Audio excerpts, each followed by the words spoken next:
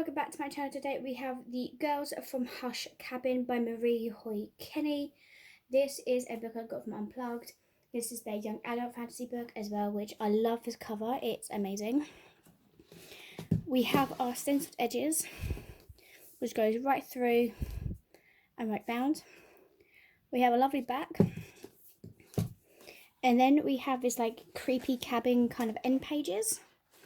I believe that's on both sides. Yep. And then obviously by the sneak peek of the hardback, we have got this kind of, a girl kind of figure with a moon. And then we have the other side as well, but with the title of the book. Then, as you can see on here, this is actually what the original cover looks like. So if you don't like the cover that Unplugged did, you can always just change it back to the original cover, which I did like how they did do that. And you're about to get a cat in the video. Maybe. So, this book I believe is signed. So we do have a author letter.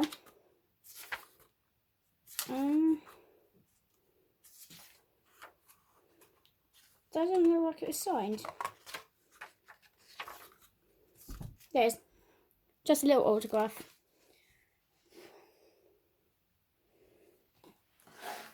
So let's read about it, shall we, before we get to the next part. In this suspenseful YA thriller from a debut author, Marie Hoy Kenny, 4 former friends, each with their own dark secret, must team up to solve a murder. Calista, Zoe, Holly, and Denise were inseparable best friends when they spent their summers together at a sleepaway camp. But after an unexplained tragedy forced the camp to close, the girls drifted apart. Years later, reunited at their beloved camp counselor Violet's funeral, the 4 former best friends quickly realised how much they had changed over the years. But despite their differences, they agreed to one thing: Violet's so-called accidental death was actually a murder. Unwillingly to leave the case unsolved, they set out to uncover the truth, even if it means revealing the dark secrets of their past. But someone wants them to stop investigating, and the anonymous threats keep coming, leaving them suspicious of everyone. No one can be trusted, not even the girls from Hush Cabin. So that, when I first read that synopsis, shivers straight down my spine. I could not believe it, and that's what made me go, oh, I like that, and this is kind of up my alley, right?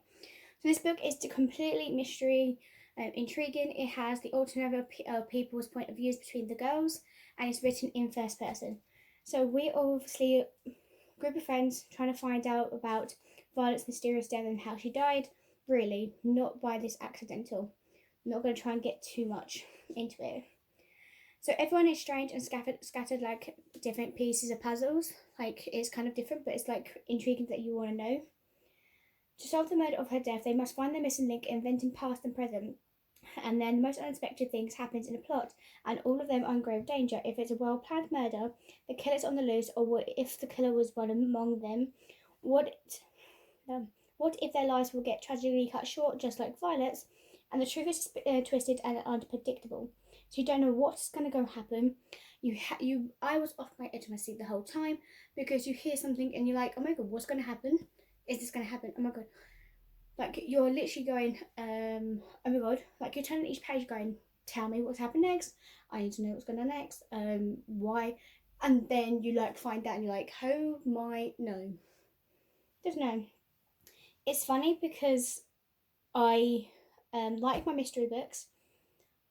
Like, I don't think I would actually gone for this if I didn't read the synopsis. So, looking at the cover, no. If I read the synopsis, yes. So this book was yes. It is definitely a good book for reading in a spooky vibe, and it definitely gave me Pretty Little Liars vibes as well, which you can definitely tell. It was just amazing. So I would highly recommend this book to many people. For a start, this is sorry. So this has turned out to be like a murder or killed off for shock value. Like, these girls, I'm tired. I've like a tried and true storyline over an attempt to reinvent the wheel of any day. I definitely didn't like all of them the same, but they were unique and felt like more just the way they are to different people. Callisto was one of my favourites by far, both of because of how she reminded me of myself in like school, how she was, and because she was the most rational and careful. But nowadays, definitely not careful. The names Holly and Denise, unless it's a book set in the 90s, they're named after old relatives. I can't really picture 17 and 18-year-olds with those kind of names. And I was definitely not expecting those kind of names either.